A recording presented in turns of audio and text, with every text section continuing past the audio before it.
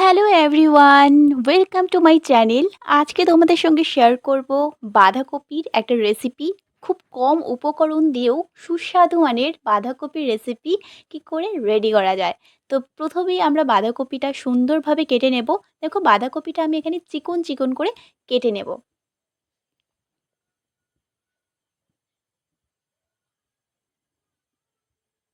আর এখানে আমার বাঁধাকপি কাটা কমপ্লিট। এবার কেটে নেব দুটো আলু। দেখো একটা বাঁধাকপির জন্য আমি বড় বড় দুটো সাইজের আলু নিয়েছি, আর এই আলুগুলো কেটে নেব আমি ডুমো ডুমো করে।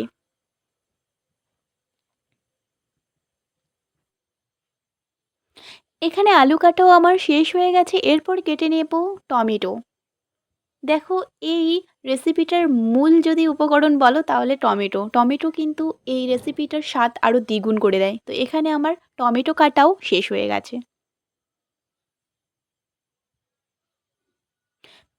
এরপর দিয়ে দেব দুটো শুকনো লঙ্কা, পেঁয়াজ আর রসুন।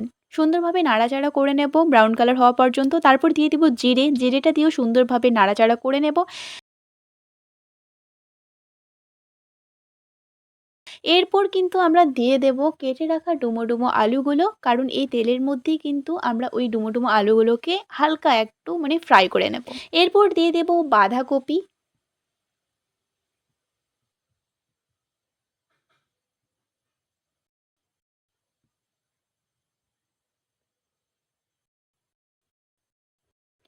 দিয়ে দেব একটু লবণ আর একটু হলুদ।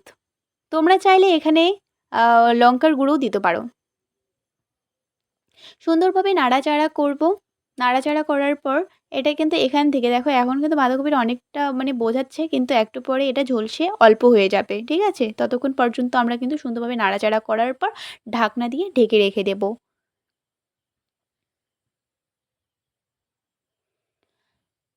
তোমরা দেখতেই পাচ্ছ বাঁধাকপি থেকে অনেকটা জল বেরিয়েছে। এই জল দিয়েই কিন্তু আমাদের আলুটা আর বাঁধাকপি খুব সুন্দরভাবেই সেদ্ধ হয়ে যাবে।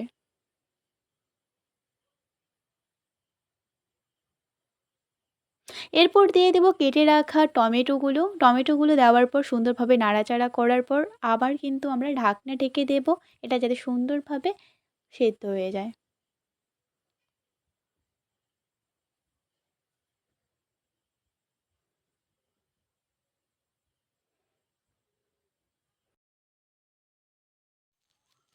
এখানে বাঁধাকপি রেডি হয়ে গেছে। দেখো কত সুন্দর একটা কালার চলে এসেছে। তোমরা চাইলে বাড়িতে এই রেসিপিটা ট্রাই করতে পারো। খুব কম উপকরণ দিয়ে সুস্বাদু বাঁধাকপির রেসিপি রেডি।